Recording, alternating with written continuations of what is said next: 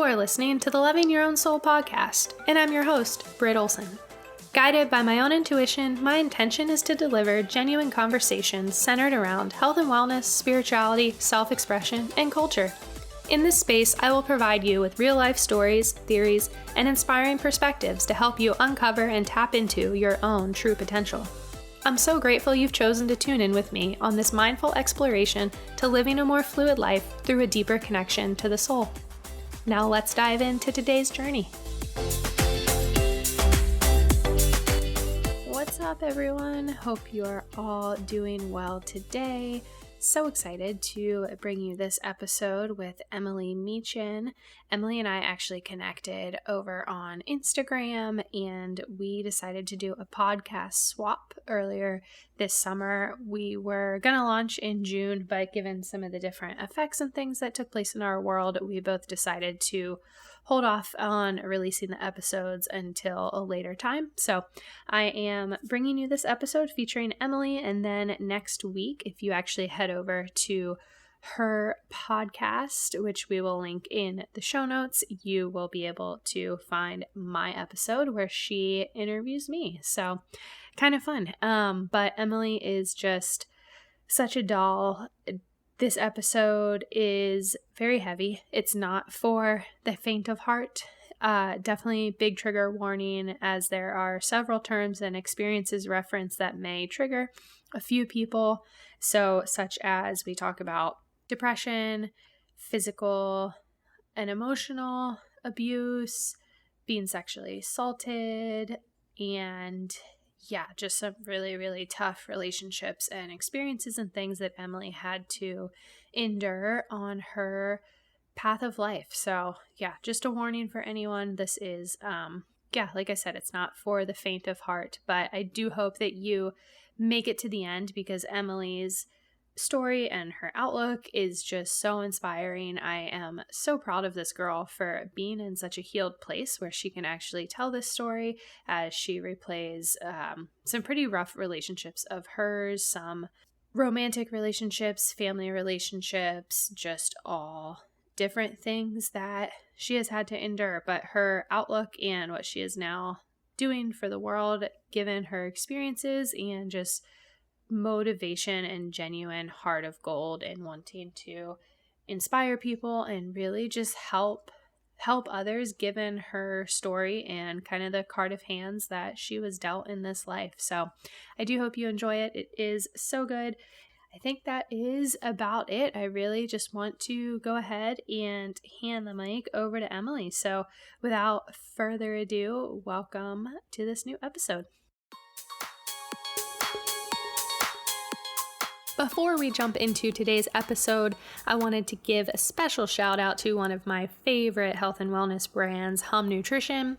Hum Nutrition carries so many varieties of vitamins and supplements with clinically proven results for hair, skin, body, and mood.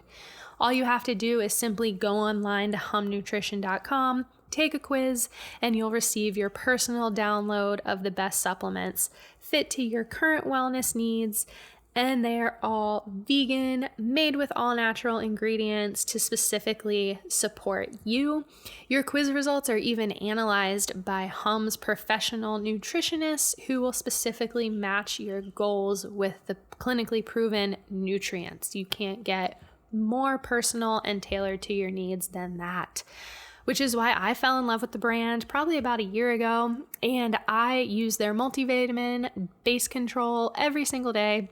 It's so important for us women to receive the nutrients we need to keep our bodies healthy. And I also incorporate their daily cleanse vitamin to assist in stripping extra toxins so that my body can digest and regulate itself. Since taking the daily cleanse, I've seen a huge improvement in nixing period breakouts, overall skin health, and even hair growth.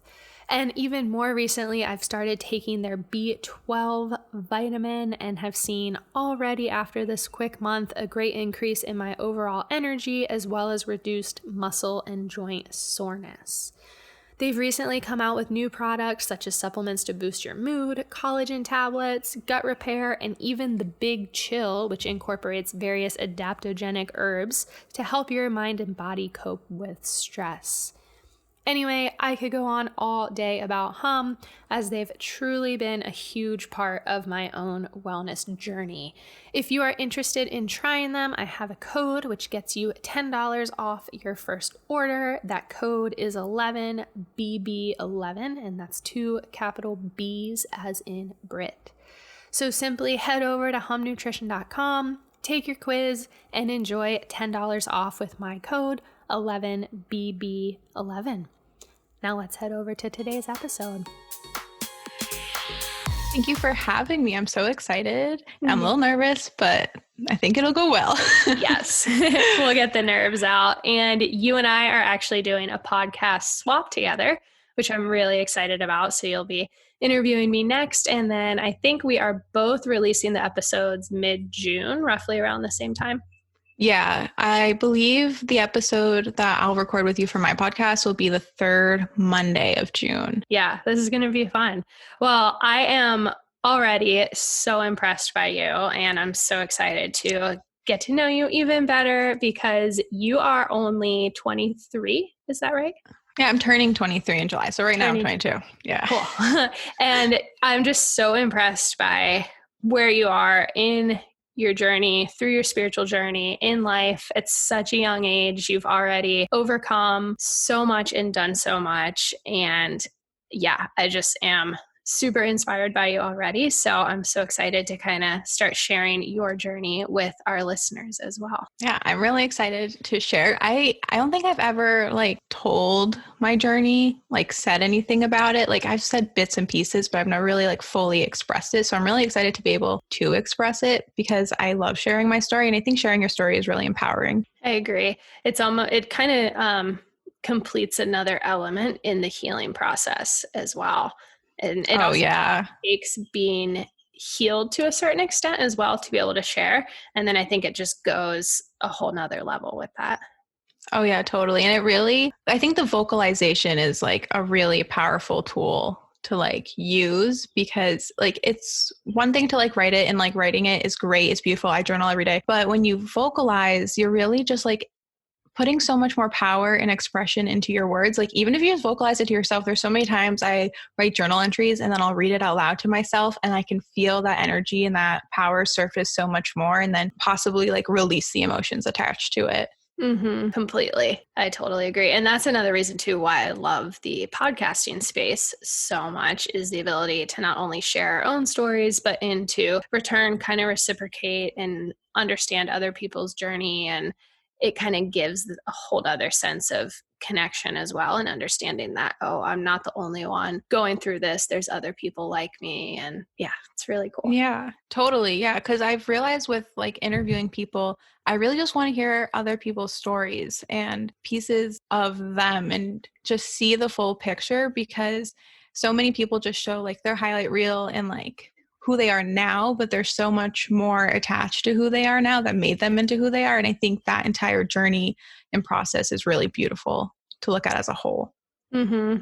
I totally agree. I've also realized as well with myself in conducting various podcast interviews lately, they have been with a few different people, such as yourself, who follow on Instagram, kind of see their journey through that lens of Instagram, but then getting to chat with them and learning and just connecting as well with that person who you've been seeing.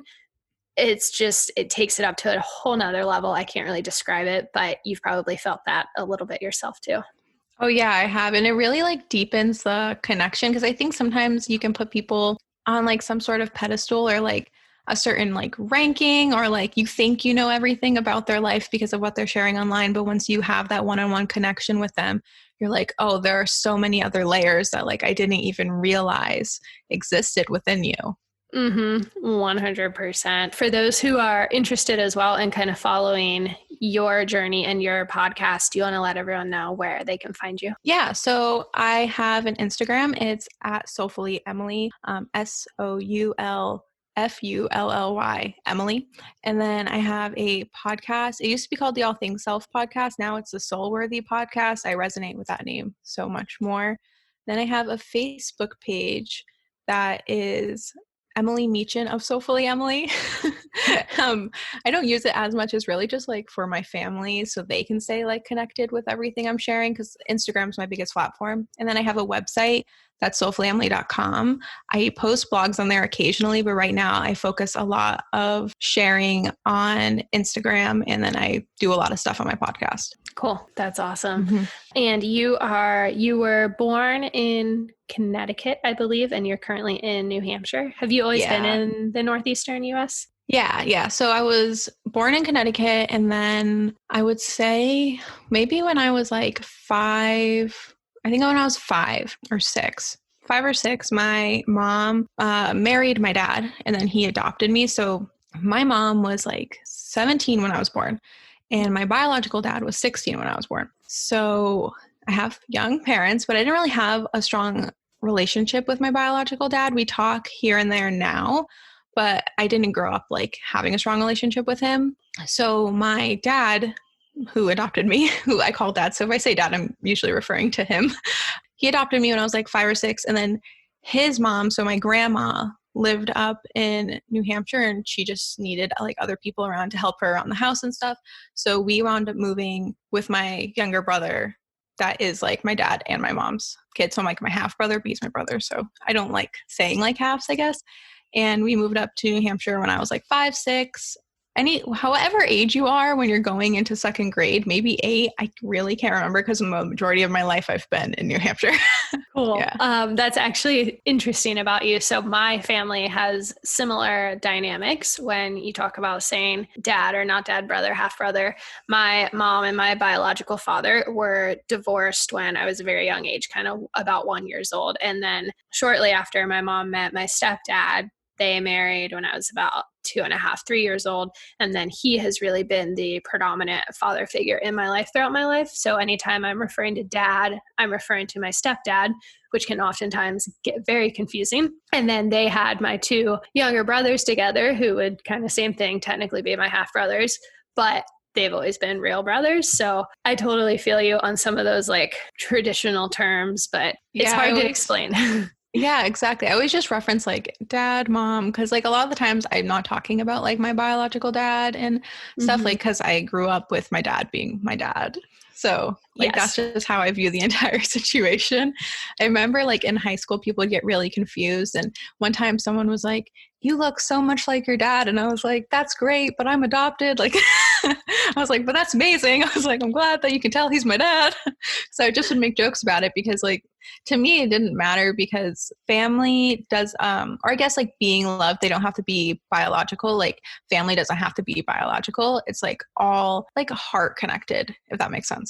100%. There's a deeper connection taking place aside from who gave birth to who. And I mean, even with different like friendships and things like that, friends can feel like family, and strangers even, you know, I'm sure you've had it where you meet someone and it's like you've known them your whole life. Yeah. And my best friend that I met the first year that I moved up to New Hampshire has been like my sister and like the person that I like refer to as family and I talk to about everything that's going on first. She's like my sister, and that's just how we view each other. Because I've had friends be like, "You guys are so close." And I'm like, "Well, we're basically sisters." It like no one's married. Like we don't have the same parents, but we're like soul sisters. We're sisters. That's just how it is. Have you ever tried meditating on your relationship or kind of asking your higher power or guides or anything if you guys have been connected in another life? I haven't, but that's a really good idea. Somebody mentioned that to me recently because I feel like that with kind of my several close friends actually, but some though that definitely carry very sisterly bonds. And it's been something that I've been trying recently and then doing a little bit of automatic writing about the relationship. And sure enough, there has been synchronicities of us in different lifetimes together. So in having that special bond, you should totally try that. Yeah, I think that's what I'm going to do because I remember like last week, I think like I got like, I don't know, like a download, a ping, whatever you want to call it, that we've been together in like multiple lifetimes. But and then I just kind of like had the thought and I let it go. Like I didn't hold on to it and like explore it anymore. So maybe because we're doing a new moon, I believe that's the moon that's coming up, a new moon. Yeah. On Friday. Yeah, we're doing a new moon ceremony together. We usually do like a group one online, but this time we're doing it just like together. And we're just going to like journal and I want to do a cacao ceremony. I don't know if we're doing that yet. I haven't expressed that idea yet. I so hope maybe you that's do. something. Yeah, I really want to. So many people lately have been talking about it, and I've done it before, and it's beautiful. And I know she'll probably say yes. So I'm assuming it's going to happen, but I haven't asked her yet. But I should express the idea to her too, because something like really powerful energetically could happen during the new moon. Mm-hmm. Absolutely. My husband and I, right before we got married, went down to Mexico and our intention, I had to go for work, so he came with me. It was like a month before our wedding. And our intention was, while we were down there, to do a cacao ceremony together because we had never done one. And we were like, oh, how much fun would that be to do right before we get married? And we ended up going, just the two of us. We met up with a shaman who I think our Airbnb host connected us with and everything. And I was very adamant at the time about not wanting to go with just anyone and have it be this kind of run of the mill ceremony, that we were looking for a very intimate experience. So long story short, they ended up finding an amazing female shaman for us. And she actually took us through more of a couple's healing ceremony with cacao, where instead of drinking the liquid, we actually ate the cacao beans. Ooh. And it was very, very extreme. There was nothing peaceful about it. We both shedded so much weight, but it was so beautiful. And then we just had this lovely afternoon together. But it was quite the strenuous, I would say, 2 hours to the point where you were just having to eat. We each had, I think my number was 11 and his number was 12 for the amount of beans. And it got to the point where you would have 3 handfuls, which was like 33 at that point. And I think I had 10 handfuls altogether. And cacao beans are not enjoyable. No, they're really rough. They're very rough. But it was this whole cleansing ceremony that we did. I won't get into the details of it, but it's just kind of a recent cacao experience that I've had that is unlike the common ceremony that most have. But this one actually stripped so much that both of us needed to get out. So it was really nice. Which is so beautiful, because even like if it's just like releasing a lot of things, like that process is so beautiful. Like it doesn't have to be like this like positive experience for it to be like empowering, beautiful, like all of those things. Mm-hmm. So that's really great. I like that. That's so cool. Yeah, it was really cool. It was exactly what we needed, and we didn't quite realize it. And it was so much better than it being just a fun, more peaceful oriented ceremony. So anyway, with that though, you have, in talking about kind of not always having things be peaceful, or kind of as they say, you have had a different upbringing than some of us. I know you kind of got into your early years a little bit and have kind of come up from things where maybe situations weren't the best. You endured a lot at a young age, all sorts of different losses of connection to various things. Do you want to give just a little bit of an explanation of kind of what took place in your early years to that now set you on your spiritual path? Yeah. So we moved up here when I was, 8. My parents were together. Everything like was pretty chill. And then when I went into 5th grade, that's when my parents got divorced, which I guess I didn't really like understand what was going on, or like I had an awareness around it, but it wasn't really affecting me that much at the time. I had my younger brother. I don't think it was affecting him that much either, because we were still seeing like my mom and my dad. I was living with my mom at the time. We moved in with my grandma, and that was through elementary school. And then when I got into middle school, I would say that's when things got rougher for me. And I do just want to like trigger warnings, just because I'm going to use some terms that I just like want people to be aware of. But in middle school, I felt very disconnected from, I guess, my old friend group, because the way the school system worked for us was there was like my elementary school, there was another town's elementary school, and in middle school, they connect. So it's like 2 different towns are connecting because it's so small, where the high school and the middle school, because the high school and middle school are connected as well. Like those 2 elementary schools connect into one. So all of my friends that I had in elementary school already knew the people from the new school, because they like to dance with them. They did sports with them, like whatever it was, they like already had those connections. So I felt really alone. And like I didn't fit in. I made a new friend group and it wasn't the best friend group in the world. It was like very like they used me a lot and they like bullied me and it just was really, really messy. And that led to me getting sexually assaulted for the first time. And that was really intense. And that happened when I was like 12. So a lot of it honestly is like still suppressed. It's blocked off. I remember during that time, I got like assaulted, but everyone just thought that I like hooked up with someone. And I was like 12 turning 13 at the time. So everyone thought I just like hooked up with someone. And then my middle school like ex-boyfriend or whatever, he started like slut shaming me in classrooms. So it was like we'd be in science class and he'd like whisper to the guy next to me like, Emily's a slut, like, did you hear this? Or like whatever. And I felt really, really alone. And then at my house at the time, my mom started dating a not so great guy. So I lost kind of like, as like when I was beginning to lose connection with her. And I lost connection at school. Like I hated being at school. I hated being at home. And all I had was these friend groups or this friend group that just didn't have my best interest at heart. They like didn't really care about me, but I wanted to be friends with people. Like I wanted to have friends. I wanted to have people I thought cared about me. So I would stay attached to this friend group, sneak out of my house, run around, like do whatever. I wasn't like drinking or anything, like smoking, drinking. I didn't do any of that in middle school. I just like was following the group. So like if they snuck out in the middle of the night, I snuck out in the middle of the night, like all of those things. And then it got to the point where my mom sent me away for the summer to stay at my aunt's house in Connecticut because she didn't like my friend group. Her and I were fighting all the time. Like I was very much like a really angsty, like there were so many things happening to me at the time that I didn't know how to express myself. Like I didn't know how to not be mad at everyone around me. So I would go away for the summer, go away for vacations, come back. And then this one summer going into, I would say freshman year, I got a call from my dad and he basically just was like, your mom's going through some stuff right now. I don't really want to like tell the details of her story, but Yeah. like things are going on, like you have to like live with me now. And I didn't have the best connection with my dad at the time. Like I kind of didn't like him.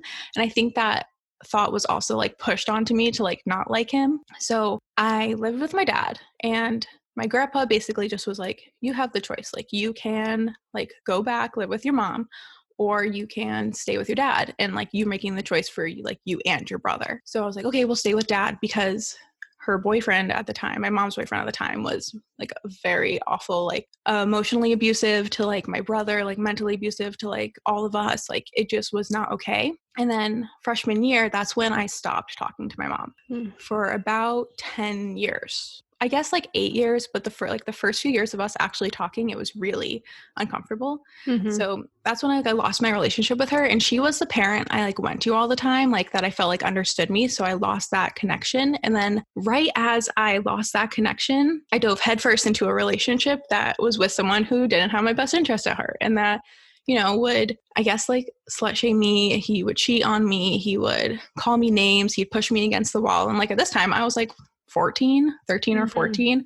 So I was like in this relationship that was not good for me, made me feel like really crappy all the time. And eventually I got out of it, but I got out of it by jumping into a new relationship with someone else, because I think like the really big theme I see like in my past is that I always wanted to feel loved by someone because I didn't feel loved. Like at home, I didn't have a connection with my mom. Like all these things were happening that I just didn't feel loved by anyone. And I didn't love myself, which was like a really big theme too, but I wasn't aware that I didn't love myself. So I was like in this relationship, I got into a new relationship. That relationship was fine. And at the same time, like schools, like still was me being friends with people. But then like all of a sudden a friend group was like, I don't like you anymore. Like move on to the next friend group. Or like, then like I would start talking to people and they'd be like, oh, you can be our friend again. It was just like mixed messages all the time. So I felt really alone constantly. Like there were people throughout my life that like were consistently there, like my now boyfriend, but like he was my best friend at the time. Like he was always there,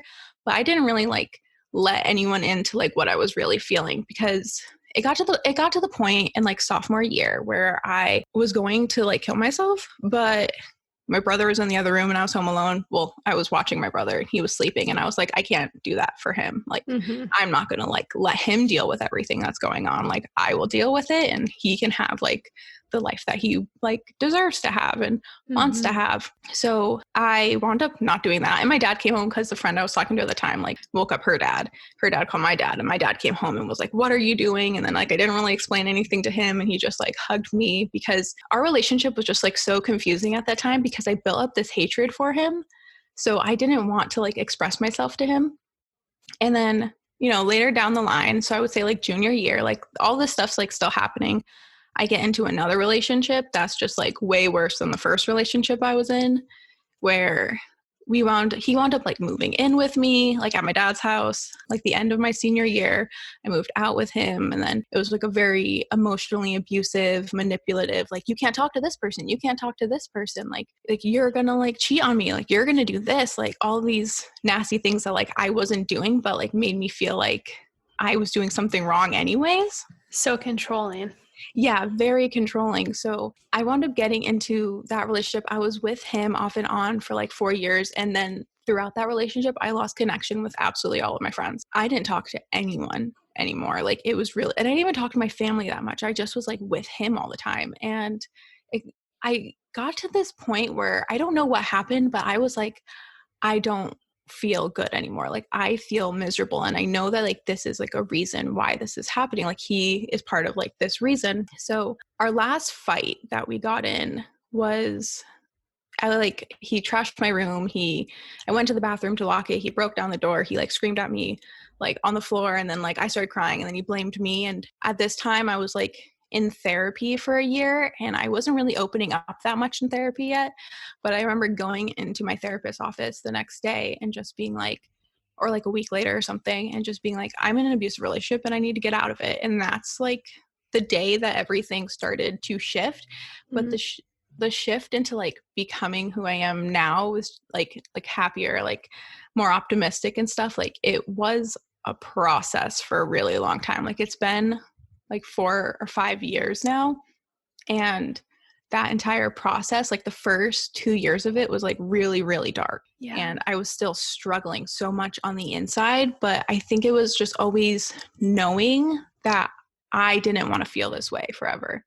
I didn't want to feel this way anymore. That kept me moving forward. Totally. It's like that knowing was kind of your guiding light through everything. And I think what's really hard with journeys as well, once we come out of make that choice, like you did, and saying, you know, I'm in that abusive relationship, it was like suddenly things switched. It was probably your intuition or even your spirit guide speaking through you at that time. But I think once we do that, we kind of expect, okay, now I'm going to go down, almost like now I'm coasting downhill, but that's not the case. It's a big roller coaster and it has its ups and downs and everything like that, as I'm sure you've experienced. Oh yeah. It was such a roller coaster because the first like year I like knew I wanted to be happier and I had no idea how I was going to get there. And I was like working through things in therapy, but nothing like big to me was coming up. Like there was just so much stuff that was suppressed for so long that it just wasn't coming to the surface. And within like the first year of like me healing is when like my mom wanted to like rebuild our relationship. And that was really hard for me because I wasn't ready to do that. Like I needed to get to a place where I could see her for herself and not as like all the things that happened or all the things she missed or whatever it was. And like I'm at that place now, but at the time I wasn't ready to fully accept everything and like push past it. Because so many times people are like, just get over it. Like that's something I've heard for so long because I'm such an emotional person and I love that about me, but I was shamed for it my entire life. Like, you're overreacting, Emily, like you're crying, you're doing all these things that like you shouldn't be doing, like calm down, you're too emotional. And it's just who I am. And like, that's how I express myself. But then when people tell me to like get over something, it's like, I have to work through it in order to like get over it or like do whatever they think I should do. Right. I actually like have to work through it and like process it in my own way so I can release it. And if I don't do that, I'm really just like suppressing it more and that just hurts me more. And it's such daggers to the heart as well and it probably in a way makes you feel not crazy in a sense, but just so unlike everybody else where everyone's telling you just get over it. But innately you're like, I can't get over it. It's not that easy. It's not who I am. And I feel like that's a big fault to society in general as it comes to understanding one another and understanding our emotions, is that it's so hard for us for some reason to be able to see what the other person is going through. And we just immediately project what we think they should be doing. And especially in adolescence and childhood and through those really key years, I mean, it's like it can even just take one trigger of someone telling you, okay, Emily, enough's enough already. And then boom, you suppress how much trauma for how many years. And it's just, it breaks my heart. It's so sad that that happens, and it happens all the time. Yeah. And I think because I was also just trying to like be there for everyone else my entire life. And like, I'm such like a heavy people pleaser, or I was such a heavy people pleaser, and something I'm working on. Mm-hmm. But I was such a heavy people pleaser. And then I would always put everyone else's needs above my own. And then when I really needed to focus on myself, like I couldn't do it. I didn't have any energy. I didn't want to get out of bed. I didn't want to like even think about my existence. And also like in my childhood, like in high school, I was really trying to like deal with all like of the family chaos and like the friend chaos and whatever. So my brother didn't have to deal with it, because I didn't want both of us to have to go through it. I wanted like just me to go through it, because I felt like I could handle it in the long run. And I didn't want to like even like make him handle like everything that was really happening. Cause he's 5 years younger than me. So like when I was 13, he was 8. And like, I didn't like, you don't need to go through all that when you're 8. Mm-hmm. You almost tried to be champion it and kind of like run through the darkness to help him not have to.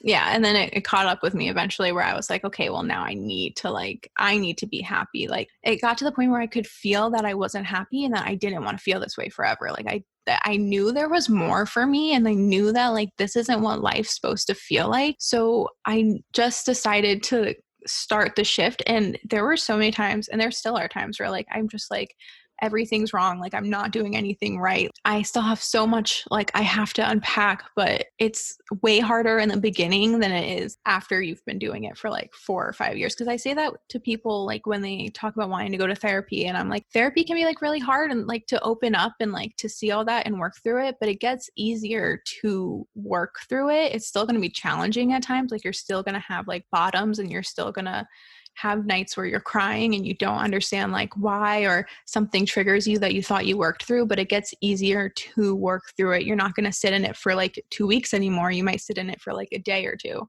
and then get yourself out of there.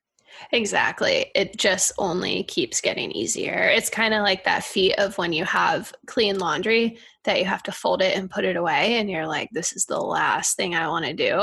And we'll put it off for, however many days. And then once you finally start doing it and get to it, it's like, oh, okay, that's not that bad. And then it suddenly goes by even faster.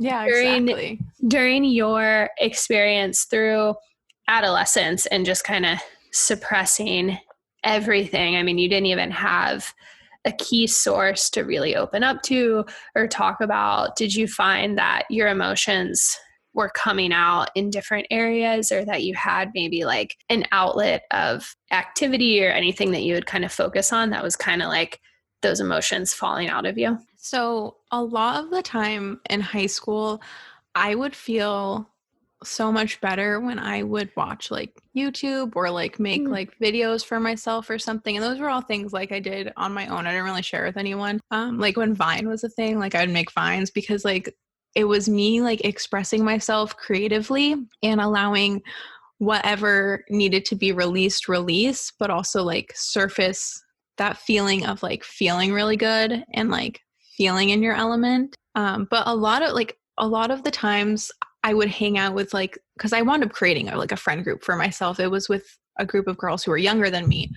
And I created this friend group, and I had so much fun with them. And like, they were kind of like my safe space, people who I felt like saw me for me. And we wound up like having a falling out, because I think it was when like I graduated, and then they were all still in school. And then like I was in that relationship where I wasn't talking to anyone, and like that's how the falling out happened. But in high school, like the last 2 years of high school, they were really good like outlet for me to have. And then I also wrote poetry like here and there to express myself. I would find creative outlets to express myself, or just like find comfort in watching YouTube videos, because I think it's just like seeing someone else and having them like they're not recognizing you, but you feel like they're recognizing you. And I would find comfort in that too. Yeah, because I'm sure it must have been really hard as well, just female to female, of not having that motherly figure there. Oftentimes through adolescence, you know, whether we agree or disagree with our moms, it still is that person who we turn to, that just kind of animal instinct. How was that for you? I mean, I feel like it would just be super hard. Yeah, so it was really hard. The first year or two, I beat myself up a lot about it. And I think I continued to do that for a lot longer besides those first 2 years. But the first few years were the hardest, where like, because she still had a relationship with my brother, because I think it was because he was younger, like he like didn't understand everything that was happening. And also like I was upset that, because to me it felt like she was choosing her boyfriend over me. Like that's exactly just like how it felt. And we've talked about it now, and like we're working on a relationship now, but at the time it was just like I was so angry, Which is natural. Yeah. It's just like I was so mad, because I was like, you're choosing someone else like over me. And whenever I get really angry, I wind up crying. So I would like be upset. I'd be like really emotional. And I think I wound up trying to like parent myself, because like I love my dad and he's amazing, but if we got in like a disagreement, he tried to discipline me, he wouldn't like really follow through with the action. So like I knew I could like get away with things or like whatever. Mostly just like not going to school, because I really hated going to school, just because like I felt like no one liked me. So I think I was trying to like parent myself in a way and like mother myself, but then I'd also like be that person for like my friends or like my exes and like mother them. And like I think the mother like energy is like a part of me. I believe it's because like I'm a Cancer. Yeah. So it's a part of me, but I think I just was like trying to find a way to comfort myself and be there for myself. But it was really hard to like be there for myself when I didn't really understand what was going on. Because a lot of the time it's like I didn't understand like what was happening, because I wasn't really processing any of my emotions. I was just suppressing them constantly and not like allowing myself to deal with them, until like I decided to go to therapy and was like, okay, well now we're going to decide to deal with them, Emily. So how was that first experience in therapy for you? So I was in therapy when I was in elementary school for a few years. So I went back to the same therapist I had before. I felt comfortable having someone who knew who I was before and knew pieces of my story, because I didn't want to like re-explain parts of myself.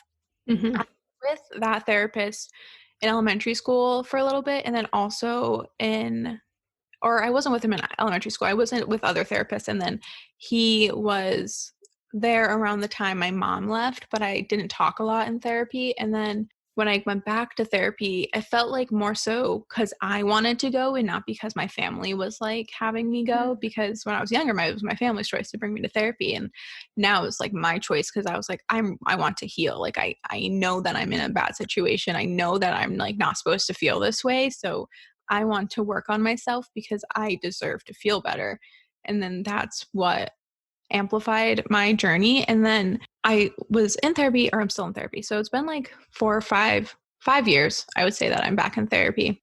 I did a lot of healing outside of therapy too. So I think like having a balance between like, I'm not just relying on the sessions, I'm also like seeing how I can help myself outside of the sessions. And at first I had no idea like really how to like do that, because I was trying to like uncover more pieces of me, but I didn't really understand how to like uncover more pieces of me. And then I think like once I dove into the spirituality realm, that's when I was able to start understanding everything a bit more. When did you first come into spirituality? Was that through a therapy experience, or was that separate outside of that? So I was in therapy at the time, but it wasn't through a session or anything. It was when I got out of my bad relationship and I was dating my boyfriend, who's my boyfriend now. And I remember just like stumbling across someone's Instagram, either like Plantiful Soul or like Ali Michelle or someone that was like into spirituality at the time. And I remember stumbling across it and then like falling like in love with it. And at first it was like a ton of stuff about like positivity and like manifestation and stuff. And it kind of like made me upset because I couldn't figure out why I couldn't just be positive. That's just something that like I don't resonate with, and like the spiritual community is just like being positive all the time. I think it's really important to like see the dark sides of like your soul and your shadows and see that there are other things going on, because spirituality isn't supposed to just be positivity. It's about the journey. Yep. And it's about like riding your highs and riding your lows and seeing yourself for who you are beyond like your physical body. Like there's so much more to you, and like how experiences have shaped you. But it was like 4 years ago that I dove into it because I was like, I want to feel better. And when I came across this account, I was like, well, they look like they feel pretty good, so I want to feel pretty good too. Which makes sense. Yeah. Power of Instagram and everything like that. It's interesting that you say that about spirituality in terms of honoring the darkness as much as the light, because I think that's one area where Instagram really kind of like misconstrues that for us as a society, and that it's all about the positivity. I think there's some spiritual teachers who do a good job of honoring both and kind of highlighting both sides of the journey, but I definitely don't think that it's being done enough, and probably because it is hard to see, and it is something that we immediately do want to kind of turn a blind eye to, but it's really keeping that eye open and having the courage to walk through the pain and then honoring yourself once you come out on the other side. Yeah. And I think like sometimes people can be scared that if they post about like the dark parts of their life or like things that they're working through, their shadows, whatever, that people will perceive it wrong or will, I guess, just like not take it right. Like they won't like that content, or they won't really like resonate with it, even though I believe that people would resonate with it, because Instagram became like this like highlight reel of like, here's all my goods, here's me traveling, like here's me doing all these things, like here's a picture and like a caption, and like that's it, when you don't get as much like authenticity and like into like who they actually are and like what their story is. And I think now I can see a shift, and I guess it's because like a lot of the things I consume, people are usually talking about like their highs and their lows, but I think more people want others to talk about their lows now and really see that their journey is okay, because other people can experience lows and highs, and it's not all about just like positivity and like your vision board and manifestation. Like it's so much more than that. And I think the more that people share that there are lows and that those lows help amplify your highs, everything will shift with how people want to take in social media. Completely. Yeah. I think we're all going to start seeing a shift, a very welcomed and not so welcomed, but eventually it will become a welcome shift for sure with all of that. Do you think that with everything that you went through with some of the bullying and abuse and just the way other children treated you and everything in school, had social media been a bigger force at the time, do you think that would have been harder for you, or do you think it wouldn't have had an impact? I guess I'm unsure, like, because I use social media so much to distract myself from my own pain when I was younger. And I wasn't like following people that talked about like their dark sides and stuff. Maybe if more people were talking about their shadows and whatnot, I would have felt like more relatable to people. But at the time, I was really just trying to distract myself from my own problems in my own life and just like look at other people's. And of course, like I was comparing myself a ton because I was on social media a ton, and I was very influential because I was a teenager and I wanted to like look a certain way and like be a certain way. But for the most part, I used it to distract myself from having to deal with everything that was around me, because there was only so much of it I could take. And after a while, I just was like, okay, like how can I make myself feel better? Let me watch Netflix, or let me watch YouTube, or like watch something that's funny that makes me feel like I am away from everything that's happening around me.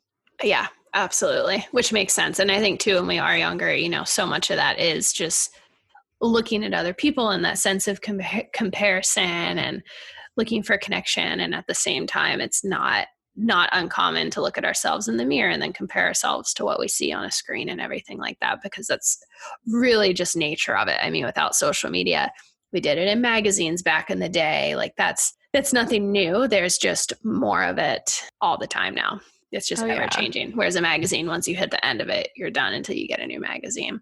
But with that, with your spiritual journey and taking that road, I know you said you kind of, once you started to make that shift, then it was it almost as if you never looked back, or did you have any other experiences that kind of altered your journey along the way? Yeah. So when I first started my spiritual journey, I was using a lot of like tools that I didn't realize like were tools. I was just like buying crystals and like cards and, like reading mantras and stuff. But the first like year of my spiritual journey, and even like the first like 2 or 3 years of my spiritual journey, I was healing a lot on the inside. So there were so many roller coasters and like so many waves where I would like feel really good. Like I just broke through so much. Like I just worked through so much. And all of a sudden I would hit this low where like something that was suppressed came to the surface, or an event happened that didn't make me feel the best. Like my mom,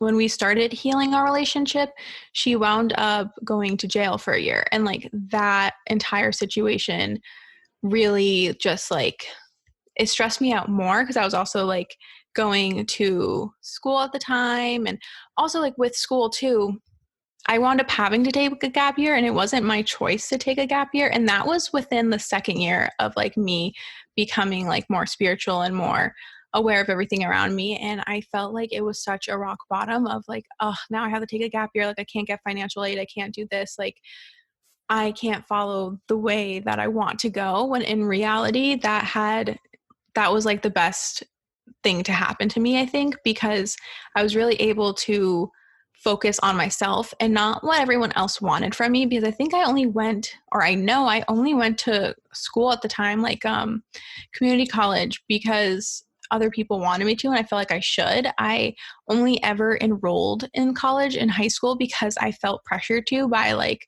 the higher authorities in school, like you need to do this, like this is the way. And then I didn't tour the schools I went to. I didn't research them. I applied to them because that's what everyone else was doing. And I was like, they're applying here, it must be like, okay, like, and I wound up not going to like an out of state college or like an in-state college, just a community college.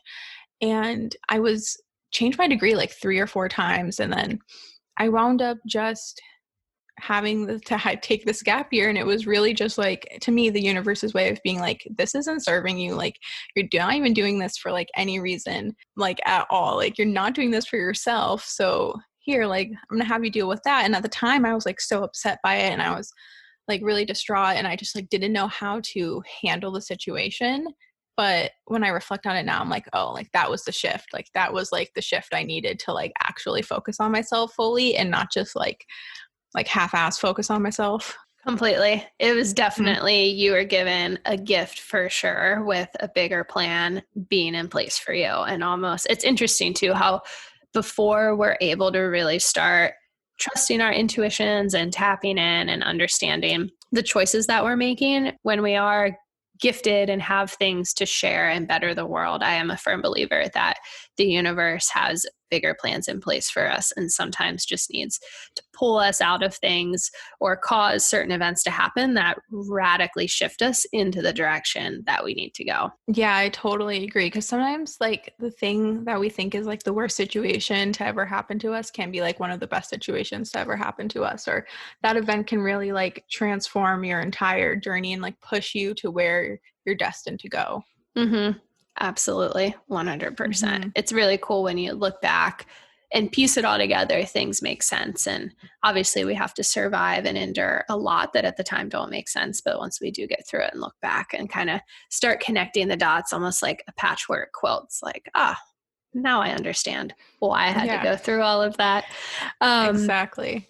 For you, I know you had mentioned before that you went through a period of depression as well, and just kind of confusion and all sorts of things going on mentally. Was there any tactic that kind of helped get you out of that period, or kind of help shift your mindset in any way? So I think at the beginning of everything, there wasn't really anything that was helping me shift out of it. Because at first, like, I'd get into like these really depressed periods. And I was also diagnosed with depression and anxiety when I was in like third grade. So it was like a common theme throughout my life. And then in high school, it was really amplified with everything going on. And then after I got out of like that relationship, a lot like was still surfacing. And at first, there wasn't really like, I didn't have any tools to like help me get out of it or any way to push my thoughts or whatever. I think just after a while, I wound up wanting to not feel like depressed anymore. Like it just got to the point where I was like, I don't want to feel like this. Like I felt so empty on the inside, and I felt like I didn't have a purpose and that I wasn't like worthy of anything. And I would constantly like beat myself up about it. And I got to the point where I just was like, I don't want to continue to feel this way anymore. I don't want to hurt myself anymore. Like I want to be happy. Like I've always wanted to be happy. Like I can be happy. Like it's something I can grasp. And that's really what drove me to really heal myself. And now it's like at the point where like I'll be crying about something and it'll be like a shadow that came up or something, and I'll be like, this is so stupid, but I need to go through this because it's going to help me transform and I can see the other side of this. But at the time, it was just like the drive of wanting to be happier and to change my life for myself because I deserved it. Mm-hmm. Do you think that was at all your inner voice or your intuition kind of speaking out to you during those times? Totally. It was totally I would say it was like my inner voice just really just like keep banging on the door, being like, no, like you deserve to be happy. Like this isn't the life that's like destined for you. Like you're not supposed to feel this way all the time. And I always had like that thought in the back of my head throughout like high school and after high school and all of those things, but I wasn't listening to it. And then when I started listening to it was when everything started changing because I wasn't ignoring it anymore. Yeah. Do you find that now with where you sit today that sometimes you'll have kind of bouts of maybe that depression trying to sneak back in at all, or even just certain events that trigger you? And what, if so, what do you do to kind of bring yourself back into consciousness? Oh yeah, so I totally still feel like depressed and not all the time, but like it still comes up for me. And especially when like I get triggered by things or I just like some situation happens that makes me feel bad or I have like one of my limiting beliefs come up.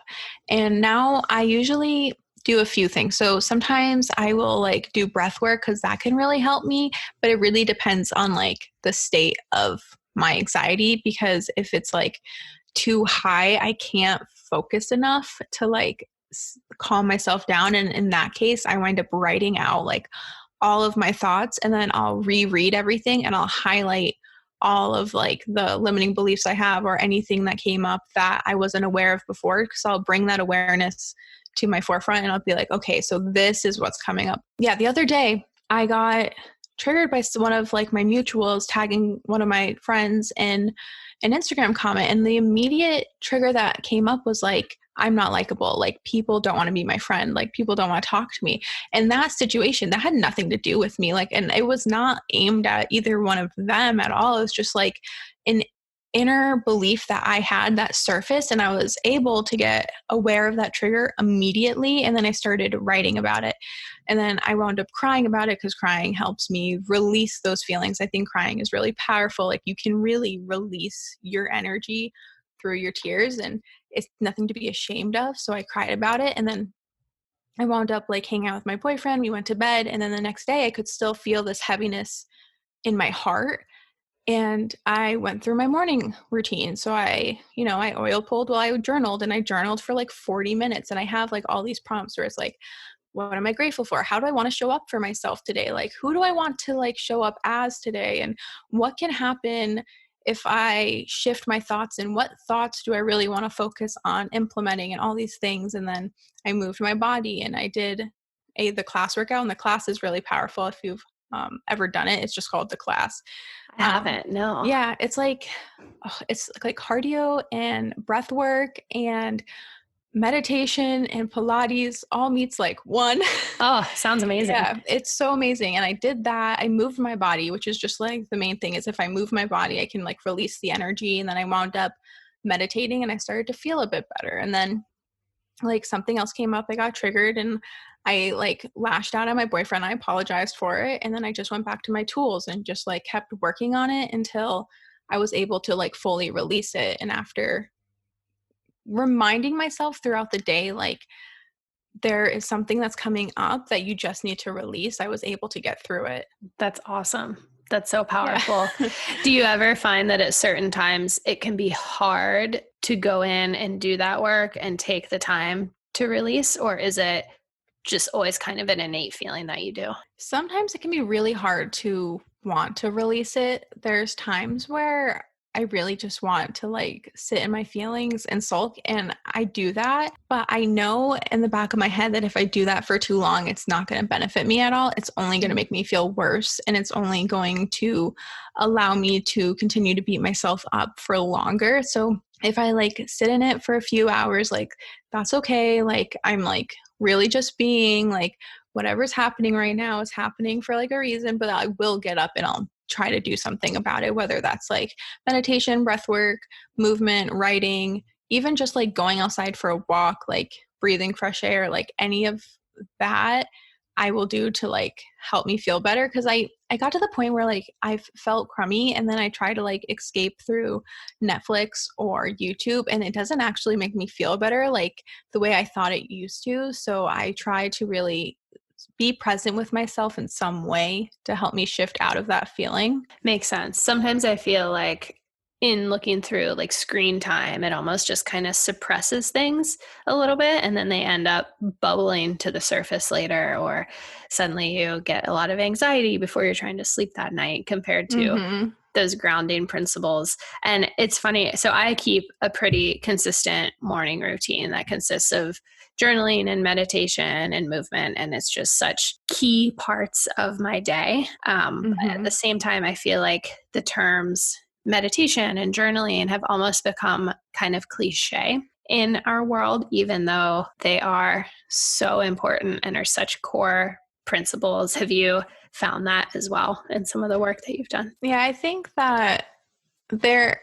used a lot. Like they're just used all the time, and they're really generalized when they're being used. So when someone's like, what do you mean like meditate, like just like focus on my breath or something? It's like, I want to say like, well, not really meditate, like just be present with yourself. Like you can still be doing stuff while you're like meditating because you're being present in that moment. And journaling, like I think it's so powerful, but I think even for me, like for so long I was turned off by journaling because I was like, everyone journals, like it's like not for me. Like I don't like writing or whatever. And for me, like journaling, and I used to write out everything, but in the morning there's so much I want to get out. I wind up creating a prompt worksheet that I copy into my Google Docs every morning, and then I write it down because that's what works for me.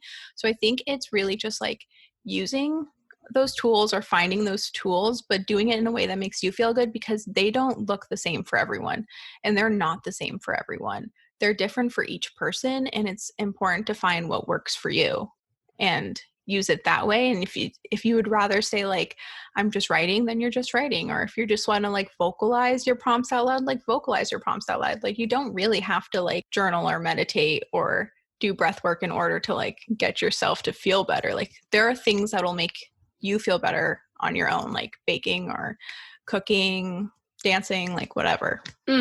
Absolutely. I find even just sipping on my morning cup of hot lemon water or tea is so warm, and it just feels so good. And it's something that I focus on. Like for me, that's a meditative practice and an act of mindfulness right there. So I totally agree with that. I think, again, as a society, it's like we try to box ourselves into, oh, okay, this is what I'm supposed to do to better myself. But if you're not actively feeling it and going through the motions and doing what makes sense, like you can't just journal for the purpose of journaling or write 5 things you're grateful for every night. If you're not feeling that sense of gratitude and are just doing it to do it, it's not. Yeah, exactly. When I started to when I write my gratitude list, when I started to breathe into that feeling of like, I feel gratitude, and like I would hold my heart space, or I do, it's like every morning, I hold my heart space and I breathe into it. I just write what comes up for me. I don't like force myself to be grateful for like the water next to me. Like I am grateful for it, but if that's not what I'm feeling in that moment, I'm not going to write it down, because it's whatever's coming up is what I should be focusing on. Completely. And I think with social media, a lot of people are comparing like other people's morning practices, or like how they start their day or how they end their day or what they do throughout the day, to their own journey. And I think that that's just another way of hurting yourself, because you're comparing someone else's process and what works for them to what works for you. And if you try to do something that works for someone else, like, yeah, it may help you, but it's really not going to empower you the way that you're destined to be empowered. Exactly. It's almost just another form of self-judgment and just another like limiting belief that comes up in your head and things like that. Yeah, totally. You had mentioned a couple times your boyfriend, who you carry with you currently. He has been with you for the last 4 years. So he's been through a big part of your journey.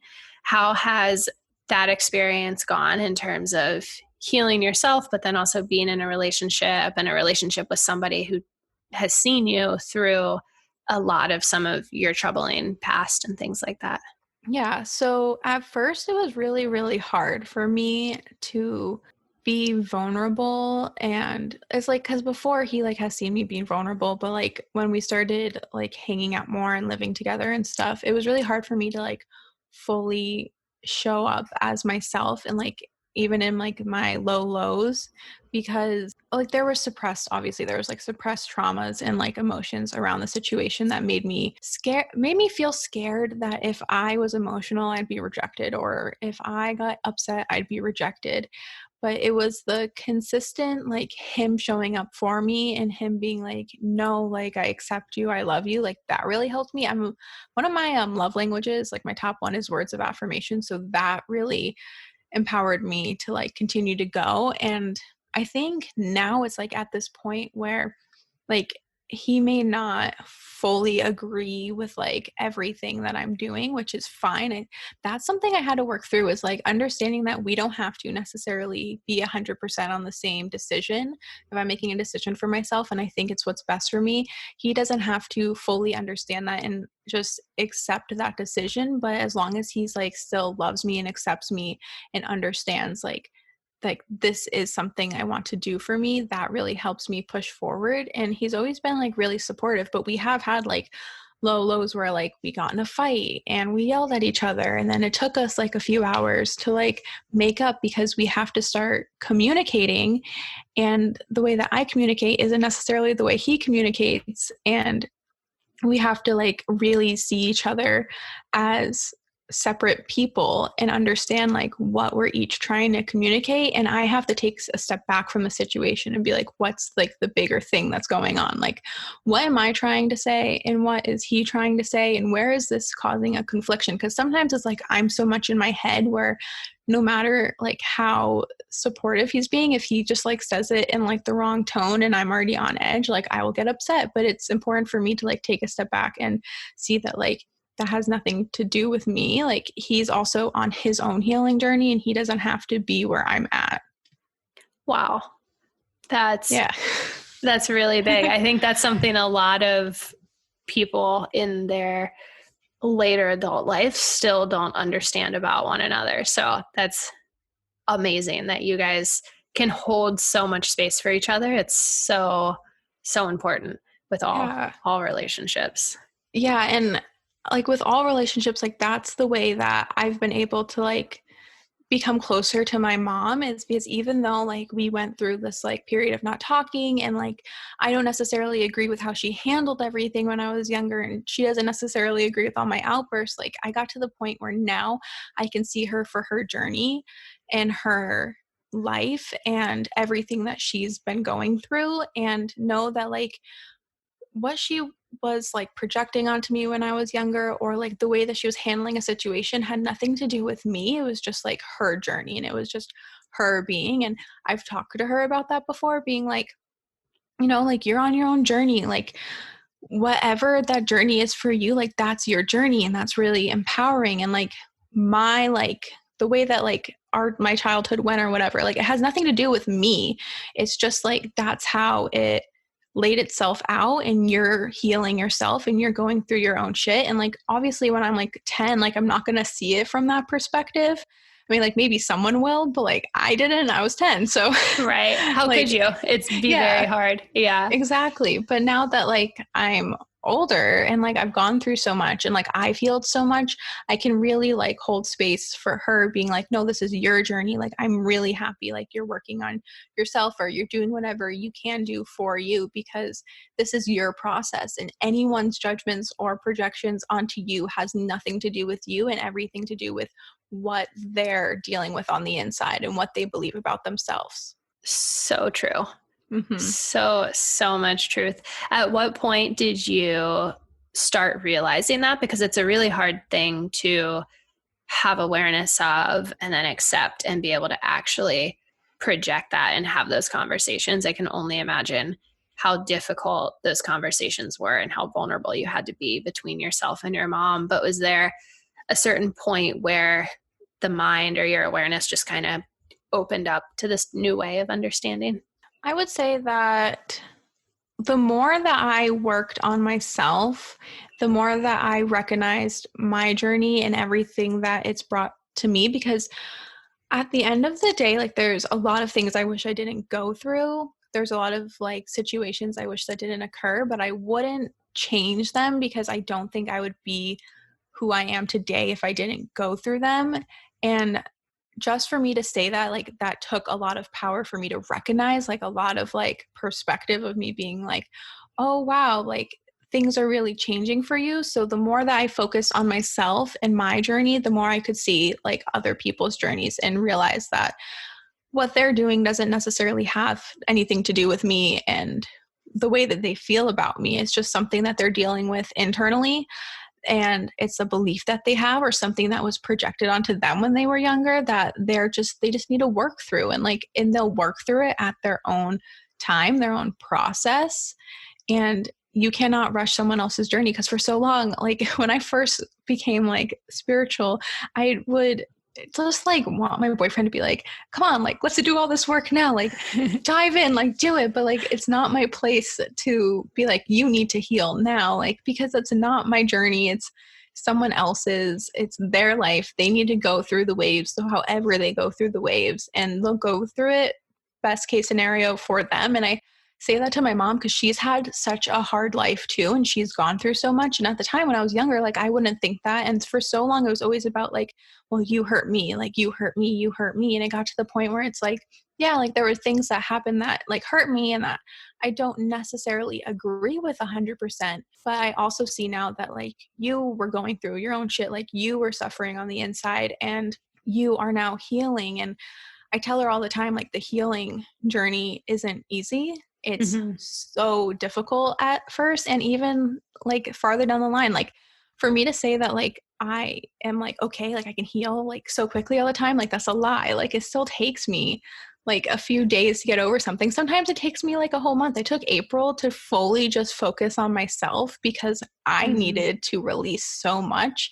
And that's what I did. I just focused on healing myself. And then the more that I focused on myself, the more I was able to just like allow myself to let others focus on themselves and help them like to do that too. Because I guess like my mom, she goes to me a lot for advice and I'm like more than happy to give it. And it's also just knowing that like if I need space for myself to say like, I'm going to, like, for an example, like when we start bickering or something, for me to just step back and be like, I'm going to start getting in, like, in an argument with you, and I don't want to do that. So I'm going to take a step back and I'm going to go, or I need you to go, but like, this has nothing to do with you right now. Like, this has everything to do with just like something that's going on inside of me, and I need to like deal with that.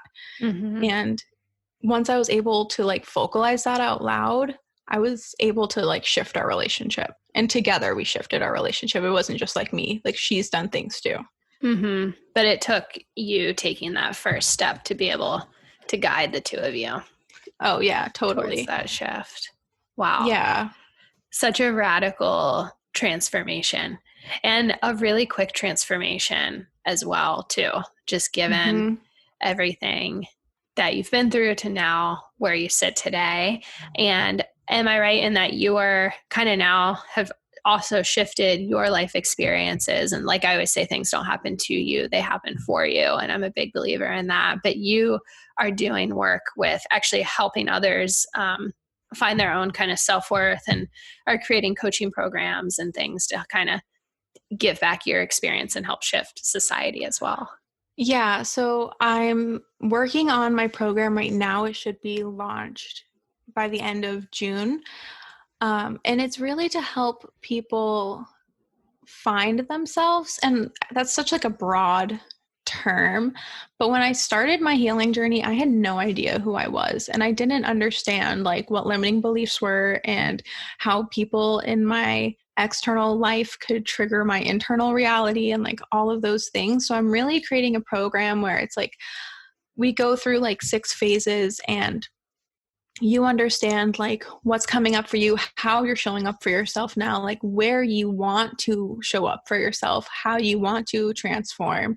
And then we work through that, and we talk about like breath work, meditation, like finding tools for yourself, like mindset. Like we go and dive deep, but it's very much a program where you have to dive deep into yourself, because your entire healing journey is through you. And like I can be here to support you, and I'm here to support you like within my program, but at the end of the day, like you did everything. Like you're the one who transformed yourself, like not me. Like I just like handed you these tools, I just talked to you, and I was like, here, like let's work on this together, but you are the one who did it for yourself. Like I didn't make you do it, you did it. And I really want people to just show up for themselves and understand that like they don't have to be dependent on someone else to help them, because I was dependent my whole life. And like the final like phase of like my program is just like understanding that that entire process that they just went through is them. Like it's all them, and they can be independent, and they don't need me to continue to move forward.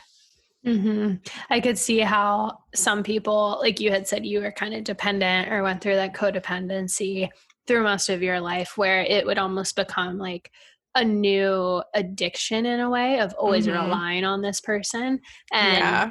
you may not be able to always be there for other people as well. And you can't hold your, you shouldn't have to be accountable for them and their happiness at all. Yeah, exactly. And it's just like I went through my healing journey, and I had people help me, like the support of my boyfriend and like having my therapist and like being able to find these resources online. But at the end of the day, it's like I did it myself, like I did it for myself.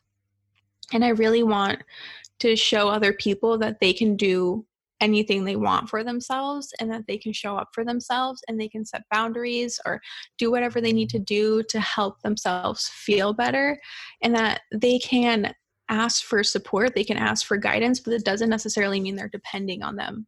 It's like we all hold the power and the answers inside of us. Sometimes we just need a little help extracting that information or pulling away the cobwebs so that way we can reach it. But it's scary too, Exactly. Yeah, and it's so scary, and that's why I want to like when they go through the program, like I believe things are going to come up, and I have to set boundaries where I'm like, well, this is where you should like probably seek out a therapist, or like you should seek out someone else. Like I can only help them with so much, but it's nice to have someone to come back to talk to about it and be like, I realize this, but now I don't know where to like go from here.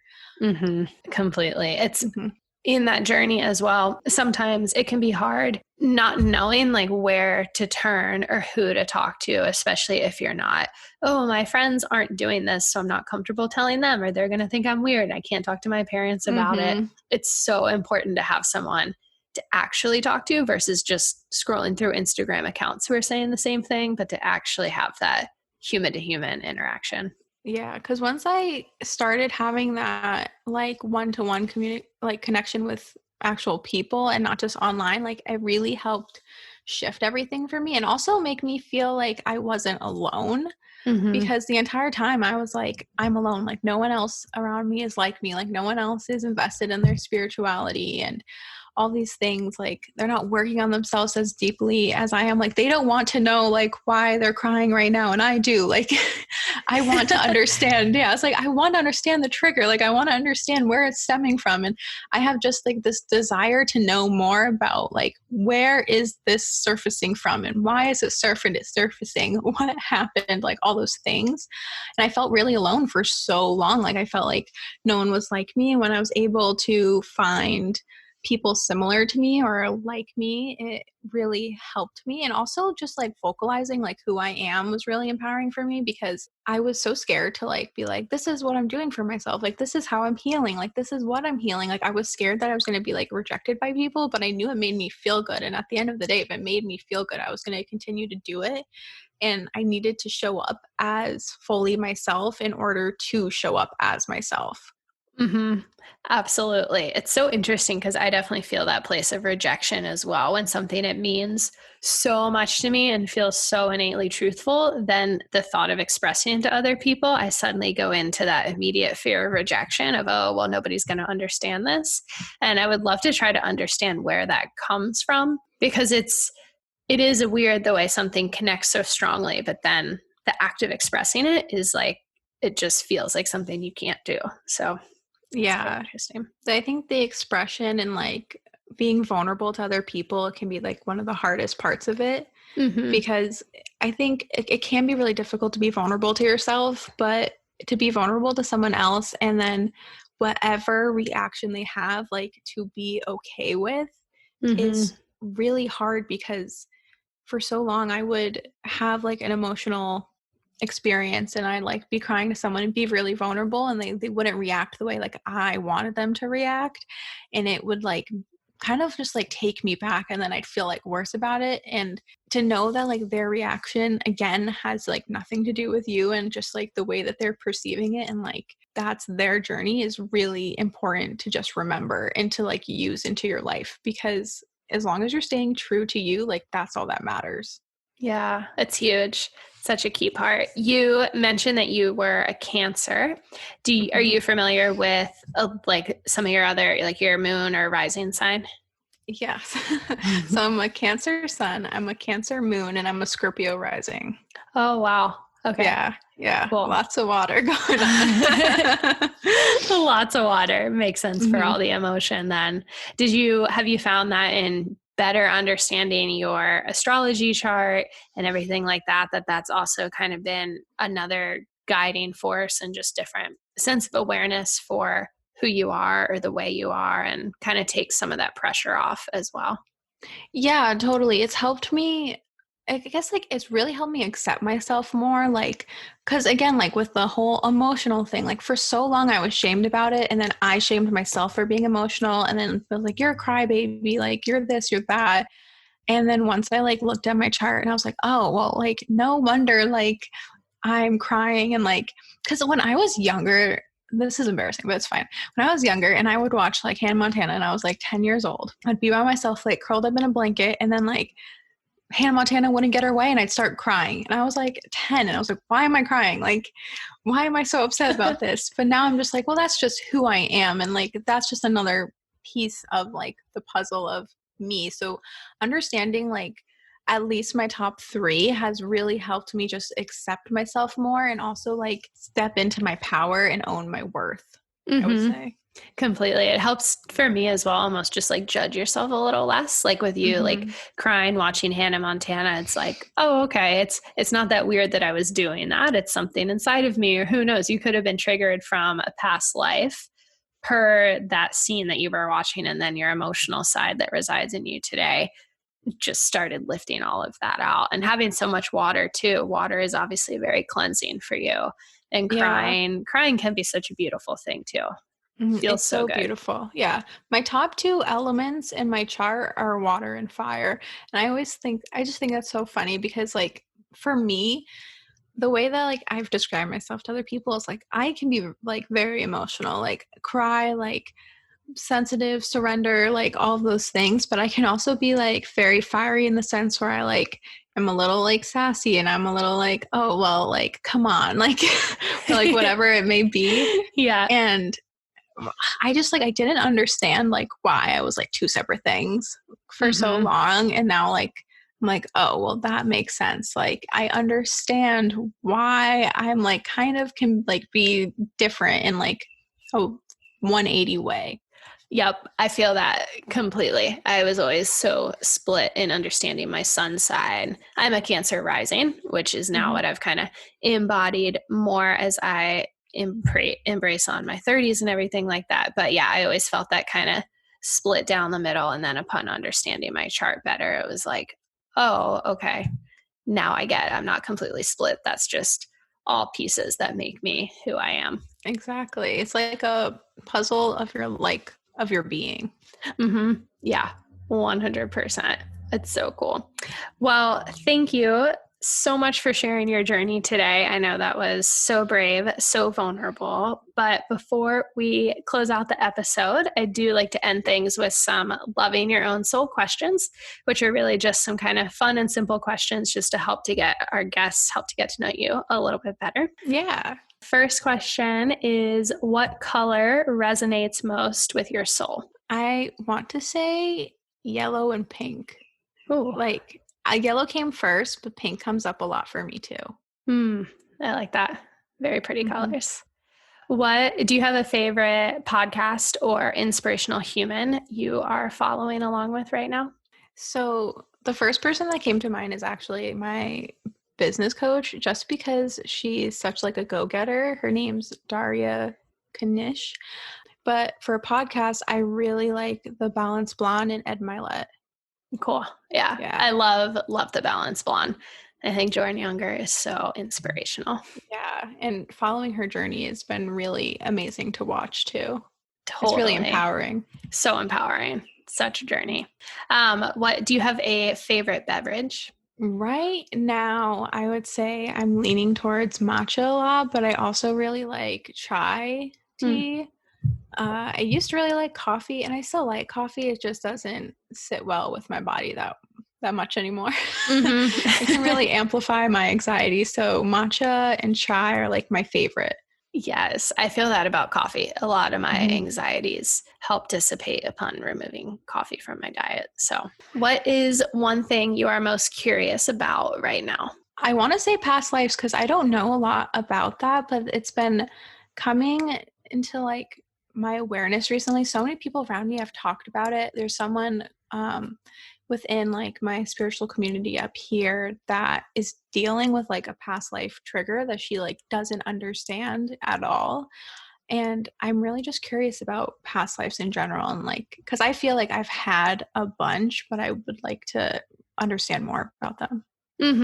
Definitely. For me, in understanding past lives as well, it almost kind of helped. It helped me accept who I am, kind of same thing, and understanding some about your astrology chart, in that some of the things I do aren't necessarily me in this lifetime. It's actually me embodying different parts of past lifetimes, and certain tendencies that come natural aren't necessarily what is on my path for right now. It's just, it feels so natural because I've already gone through that. So past life work is very, very fascinating. Definitely would recommend it. Yeah, I really want to do that. Yeah, you should. Do you sing in the shower or in the car? The car. Yeah. In the shower, I normally listen to like a podcast or something. Oh, really? Yeah, or it's just silent because I like want to just like listen to my thoughts. But I sing all the time in the car. Yeah. Singing's really healing. Only in the car, yeah. though. Yeah, for real, where no one else can hear you. Yeah, exactly. Last question. When did your experience to diving deeper into your own soul first begin, and how has it evolved since then? So it first began about 4 years ago after I finally decided that I no longer wanted to deal or not deal, but like no longer wanted to feel the way I felt from all of the past traumas I've had.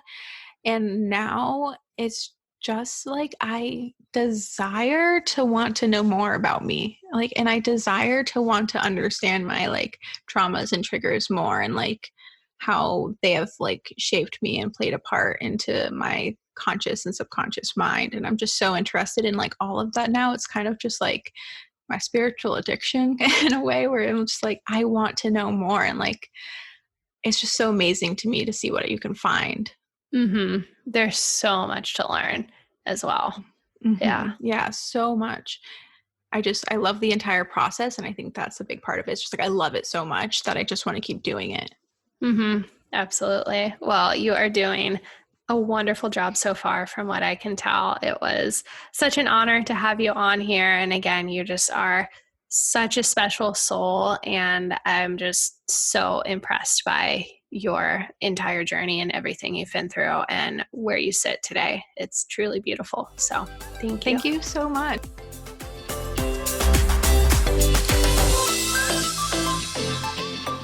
Emily truly is such an old soul, as you can see with everything she has endured in her lifetime, and she is just so strong, so brave, so vulnerable. I could not be more grateful to have held space for her and her healing journey on this podcast. So I hope you all enjoyed it yourself. If you feel called to do so, definitely feel free to rate and review this podcast.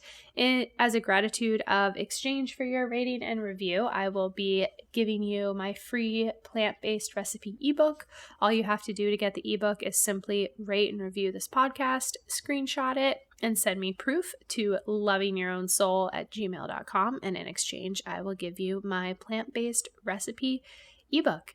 And I believe that is it for now. Thank you so much again to everyone who tuned in with us here. I hope that you enjoyed Emily's story and can walk away with a different perspective as you go through life.